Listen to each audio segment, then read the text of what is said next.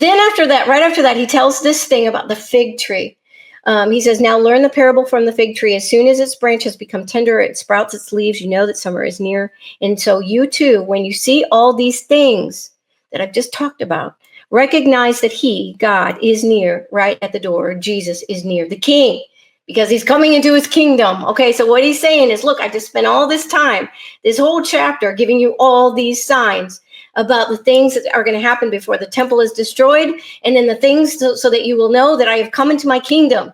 Okay, so remember these signs that I'm telling you, so that when you see them, you'll be able to read the signs of the times, just like you do with the leaves on the fig tree.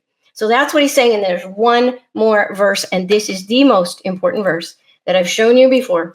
This is where he says, truly I say to you, this generation will not pass away until all these things take place.